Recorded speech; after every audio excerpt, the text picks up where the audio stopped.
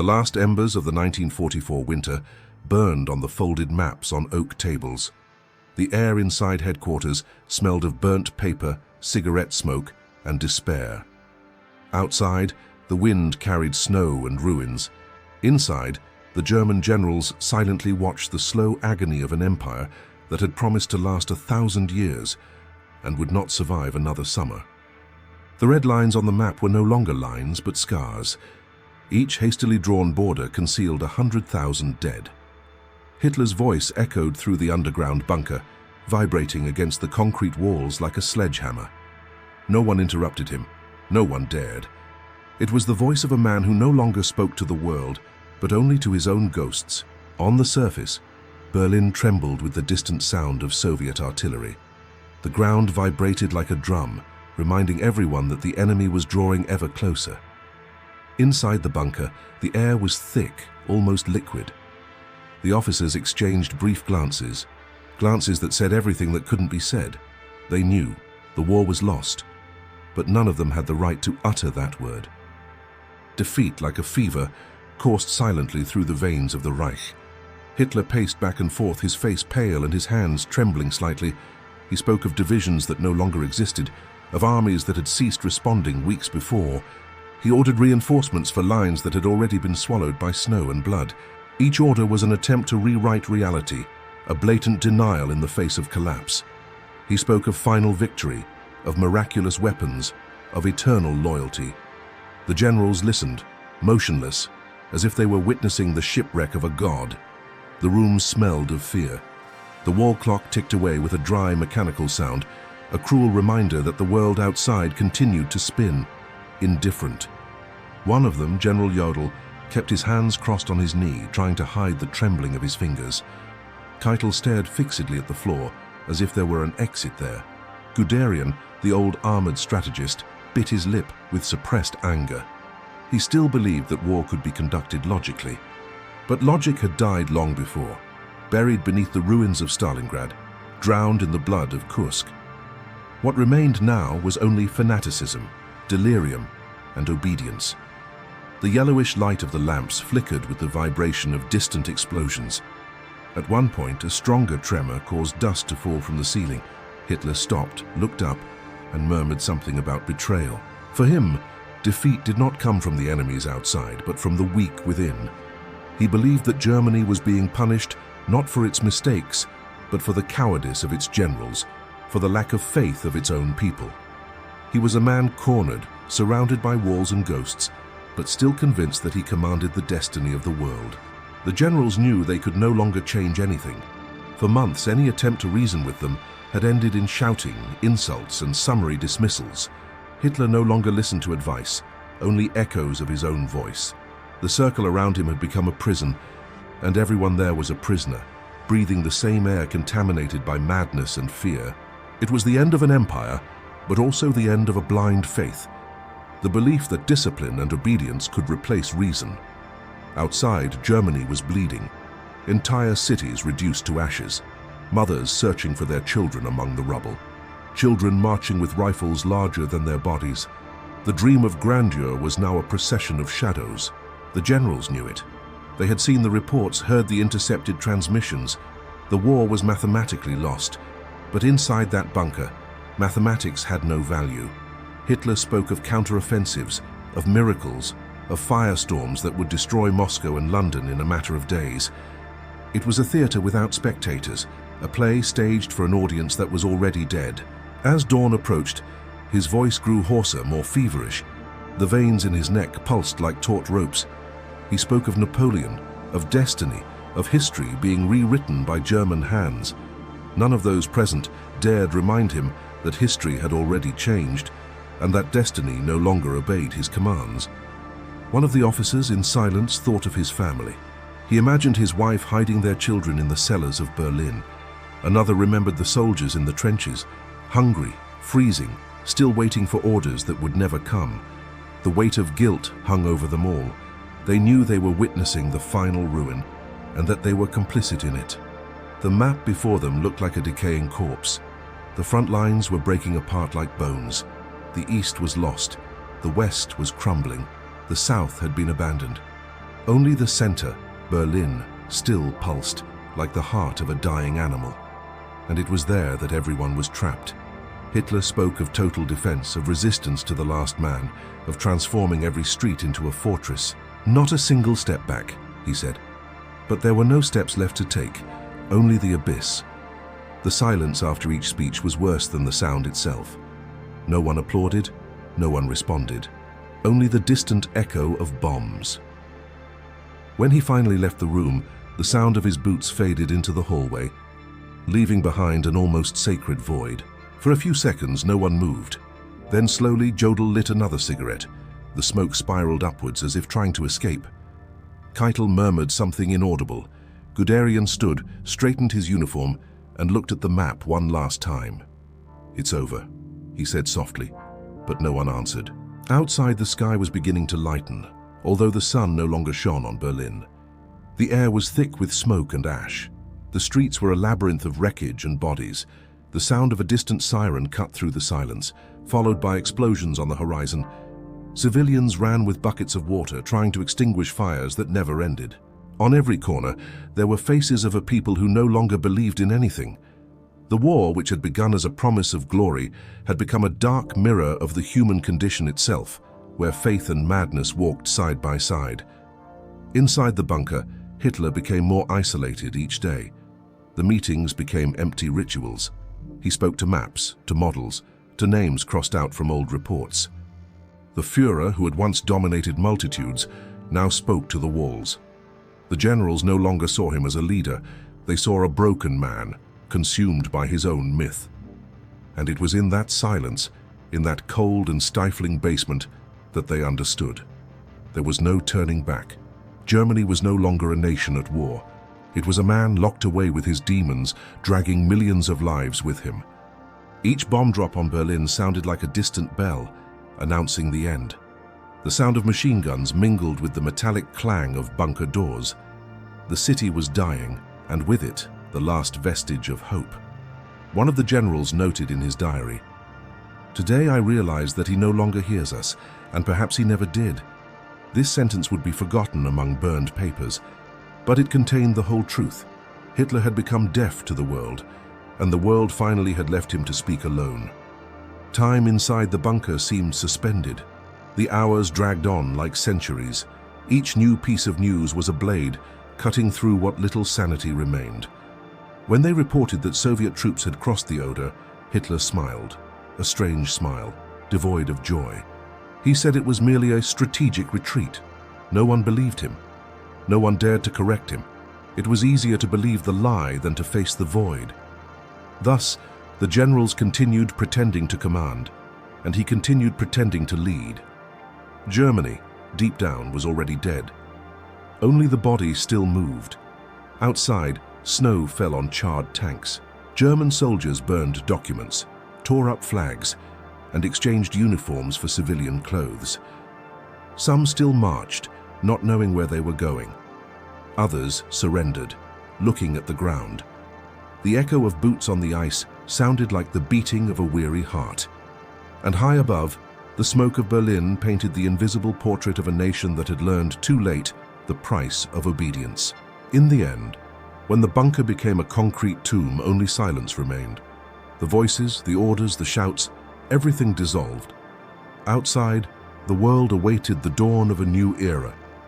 Inside, the last men of the Reich understood what it means to follow someone to the end. Not the end of victory, but the end of reason. The day the German generals realized Hitler would no longer listen to anyone was the same day Germany stopped speaking to its own destiny. And the silence that followed still echoes in history.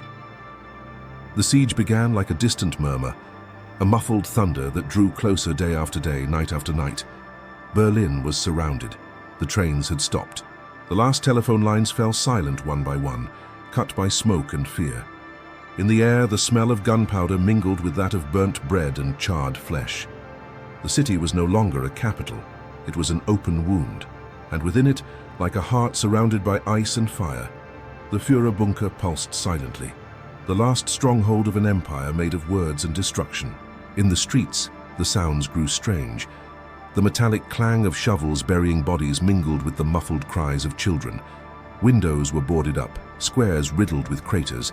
Every corner carried the echo of a lost voice, of an order no one obeyed anymore. The bells had stopped ringing and even the birds had fled.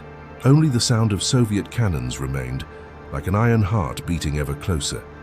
Inside the bunker, the air was heavy, saturated with sweat and diesel. The concrete walls condensed droplets that trickled slowly, as if the shelter itself were weeping. The lamps vibrated under the tension of the fluctuating energy, and the faces seemed grey, drowned in the twilight. Hitler no longer walked. He dragged himself. The tremors in his hands were constant, his gaze empty, lost between delirium and denial. The man who had once set the world ablaze now spoke only to himself, with an almost childlike voice, broken by exhaustion. The generals no longer discussed plans, they discussed time. How many days remained? How many hours until the final collapse? Each map that arrived brought new red stains, new losses. The sound of Soviet tanks could be heard from inside the bunker, muffled but unmistakable, the metallic roar of history advancing over the ruins of a dream. Guderian had been removed. Jodl avoided looking at Hitler. And Keitel prayed silently, not for victory but for oblivion. Eva Braun was trying to smile, dressed as if she were waiting for a ball that would never happen. Her perfume contrasted with the smell of burnt oil and mold. On some nights, she danced alone, under the flickering yellow light, while the bombs made the ceiling tremble. The gramophone played a scratchy waltz. It was the music of a world that no longer existed. The sound rose up the stairs, mingling with the rumble of war outside, an echo of a lost civilization. The last messengers arrived covered in mud, their eyes empty, bringing news no one wanted to hear. The Red Army has crossed the Spree. The airport has fallen. Ammunition is running out. Hitler listened, made feverish notes, and responded with impossible orders. He ordered the mobilization of divisions that didn't exist, the formation of imaginary armies of boys and old men. They will fight to the end, he said. But those who still fought out of fear, not faith. Outside, 16-year-old boys wielded Panzerfausts against Soviet tanks and were crushed before they could fire. The generals saw everything and no longer spoke. A heavy silence dominated every corridor.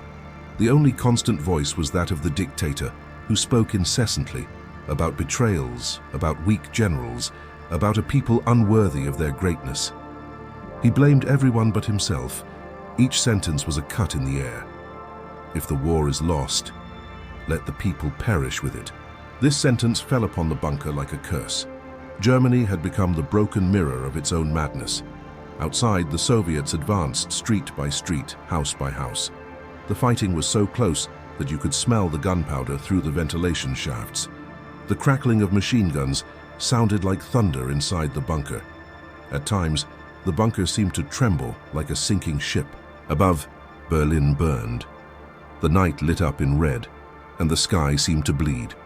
Some soldiers still sang hymns as they died. Others surrendered, throwing their weapons onto the hot asphalt. The shadows cast on the walls resembled ghosts marching silently. In the bunker, the days lost their names. The hours became a circle. Someone marked the time by scratching on the wall. The noise of explosions mingled with hurried footsteps, slamming doors, whispered voices. Hitler received imaginary reports. He said that General Steiner was preparing a counterattack that would change everything. But Steiner did not attack. There was no more army, no ammunition, no hope. There was only the echo of a will that refused to die, even though it was already dead. In the early hours of the final day, Hitler summoned his officers for the last time. His face was swollen, his voice dry. He spoke of destiny, of loyalty, of how the world would one day understand him. Some listened in silence, others looked away. When he finished, there was only a murmur of assent. It was a wordless farewell. Hours later, the bunker plunged into an even deeper silence. A gunshot rang out, dry, brief, like the final crack of an empire crumbling. The war did not end there, but the illusion did. Eva Braun was next. Then secretaries burned papers, destroyed documents, erased traces. Smoke rose through the ducts, mingling with the dust. Outside, the Soviets were already less than 500 meters away. The walls trembled. Some officers decided to flee. Others preferred the same fate as their leader. Each one left in silence, without confession, without forgiveness. The war had swallowed them all, victims and perpetrators in the same abyss. When the first Soviet soldiers stormed the bunker, they found only echoes. The smell of gasoline and gunpowder hung in the air. The overturned chair, the dried blood, the stained walls. The empire ended there, not with a scream, but with a whisper. Berlin was now a ghost town. The flags had disappeared. The rubble covered the streets like snow. And the wind, finally, blew free. Outside, people walked among the ruins, staring at the sky with empty eyes. No one celebrated. Peace was merely the silence between two tragedies. Women carried buckets of water. Old men cleaned the destroyed doors. A barefoot boy found a helmet and used it as a toy. It was a new beginning born from the dust. Germany had lost everything, and perhaps for the first time was gaining the right to start over. But within history, the echo of that bunker has not been silenced. It remains, the muffled sound of human arrogance, the memory of a day when obedience killed reason. The day the generals realized Hitler would no longer listen to anyone was the same day humanity saw what happens when power becomes deaf and fear blind. The wind blows over the ruins, and the ashes of war still dance in the air. Berlin would be reborn, yes, but beneath its foundations would remain the echo of that silence, the sound of an empire collapsing from within, while the world outside learned to listen again. The wind swept across the ruins of Berlin like someone trying to extinguish a feverish dream. The flames had ceased, but the air still smelled of iron, flesh, and old smoke. The streets, now covered in white dust, resembled the skeleton of a city that had forgotten its own name. At intersections, burnt-out tanks lay like monuments to a past no one dared confront. The glassless windows gazed at the horizon like empty orbits. There was silence but not peace. There was an end but not oblivion. The survivors walked slowly among the stones, carrying the weight of something greater than defeat. It was shame, astonishment, the attempt to understand how an entire people could have followed a voice to the abyss. Men exchanged uniforms for civilian clothes, hiding medals that now burned into their skin. Women searched for faces among the rubble. Children picked up bullets as if collecting souvenirs. The war was over, but its echo, that subterranean echo that dwells in the hearts of men, still vibrated beneath everyone's feet. Berlin had become a concrete cemetery, but also paradoxically the cradle of something new. From the ashes sprouted silent gestures. A woman cleaning the floor of what remained of her house, a man planting a flower in the middle of a destroyed square, a musician timidly playing notes on a lidless piano. Each sound, each gesture, was a small rebellion against the void. Because humankind, even surrounded by ruin, insists on starting over, as if life stubbornly refused to accept the end. The victorious powers entered the city with grave looks. There was no pride, only astonishment. The Red Army raised its flags over the Reichstag, and the red of the cloth fluttered under the grey sky, like an open wound on an exhausted body. The Allies walked the streets in silence, observing the devastation that human ambition had left behind. Nothing resembled the grandeur of the 1939 parades. There were no crowds, no hymns, no applause. There was only a distant murmur, the sound of history whispering, "Never again." In the ruins, the soldiers found diaries, letters, burned portraits, broken toys, fragments of humanity hidden beneath tons of hatred. And upon reading them, they understood something that weapons never showed, that war is not won, it is only survived. Each line written by a soldier, each hastily scribbled farewell, was a silent confession of the same fear that lives everywhere, the fear of disappearing without leaving a meaning. Reconstruction began without ceremony, brick by brick, wall by wall. There were no speeches, only calloused hands and deep gazes. Berlin rose slowly, like someone trying to learn to breathe again. The children who played among the rubble grew up, and their laughter began to fill the space that was once only silence. Little by little, the city regained its sounds, the whistle of a train, the hammering of the workers, the bell of a rebuilt church. They were fragile but pure notes. The rebirth had the sound of modesty, no longer of glory. But beneath the foundations, beneath each repaved street, the past remained. invisible yet present, like a voice asleep beneath the ground. Those who passed by the buried bunker felt something, not fear but respect. The memory that there, in a suffocating basement, the world almost lost its mind. That there, human vanity proved its limit. That there, power turned to ruin. The concrete of the new empire rested upon the dust of the old, and perhaps that was the hardest lesson. Progress walks upon the memory of error.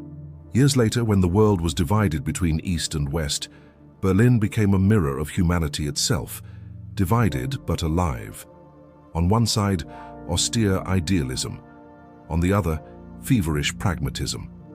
And in the middle, a wall that cut through families, dreams, and time itself. It was as if the city still carried the curse of its past, to be the stage where history always returns to remind man who he is. And on both sides, fear persisted. The same old fear that power once again would become deaf, but history, like fire, purifies when it burns. Decades later, when that wall fell, the sound of the crumbling stones resembled the same thunder that once heralded the fall of an empire. Only this time, it wasn't the sound of the end. It was the sound of liberation. Men and women embraced on the broken concrete, weeping not for victory but for relief. The city that once symbolized fanaticism now symbolized resistance. The echo of war at last transformed into song. Today, those who walk through Berlin tread upon layers of time. Beneath the squares, the bunker tunnels slumber. Beneath the gardens, the dust of an empire that sought to be eternal. But above them there is life, trees, laughter, cafes, students.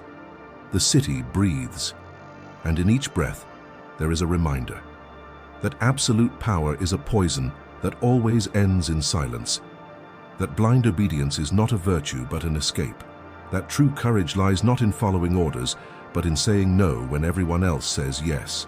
The narrator falls silent for a moment. The distant sound of bells mingles in the air, mingling with the murmur of modern streets. Time has passed, but the wind that blows over the spree still carries the same chill. The shadows of the past move among the lights of the rebuilt city, reminding us that peace is never a gift. It is a constant, fragile, silent work. And then the final voice speaks, almost in a whisper, like someone surrendering a truth to the fire.